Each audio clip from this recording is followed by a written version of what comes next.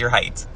Okay, so okay, so here it is. I'm gonna do this really quickly because apparently when you stitch a video, you can only go for 60 seconds. What? This is divided into girls and boys. I'm gonna say it out loud for anyone who needs me to say it so you can hear it audibly. This is divided into centimeters and inches, girls and boys, and you're going to use your bio-father, bio-mother's heights at their tallest. For girls, you're gonna do your for centimeters, you're going to take your dad's height minus 13 centimeters plus your mom's height divided by 2.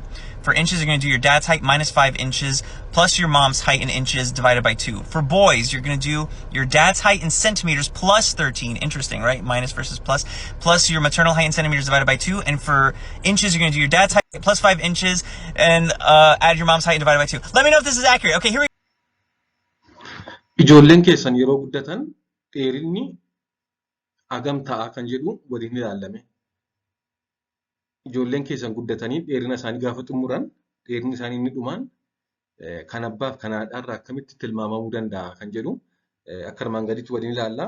Isinis dheerina keessaniif kan haadha warraa keessan yookaan kan keessan lamaan fayyadamuudhaan kan mucaan ilmaa keessanii meeqa ta'uu danda'a, kan intala keessanii immoo gaafa guddattee hojjaan ishee xumuru meeqa ta'uu dandeessi kan jedhu waliin tilmaamna.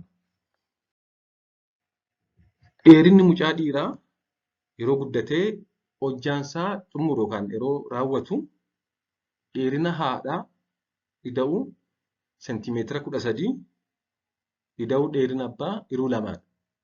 Dheerina haadhaa seentimeetiraan ida'uu dheerina abbaa ida'uu 13 iruu lamaa. Dheerinni mucaa dubaraa isaanii immoo yeroo guddattee hojjaan ishee raawwatu dheerina abbaa irrisuu 13, ida'uu dheerina haadhaa iruu lamaan.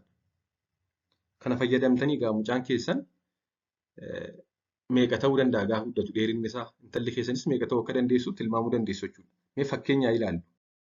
Fakkeenyaaf dheerinni abbaa seentimeetira 170 yoo ta'e, kan haadhaa immoo 165 yoo ta'e, mucaan dhiiraa isaanii gaafa guddatu kan haadhaa ida'uu 13, ida'uu kan abbaa iruu lamaan. Kun gaafa kaalkuleet ta'uu 174 seentimeetira ta'a jechuudha. Kan mucaa dubaraa isaanii immoo dheerina abbaa irrisuu 13, ida'uu dheerina haadhaa iruu lamaan. Kun 161 seentimeetirii taati jechuudha. Haala kanaan egaa tilmaamuu dandeessu dheerina daa'imman keessan gaafa guddatanii.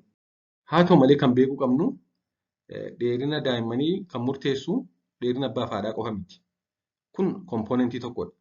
Haa ta'u malee dabalataan soorata yookaan nyaata daa'imni sun nyaate, hormoononni adda addaa daa'imni sun oomishu akkasumas sochii qaamaa inni taasisu haalumti jireenyaa isaa murteessuu danda'u jechuudha. Waan dhaggeeffataniif hedduu galatoomaa, turtii gaarii.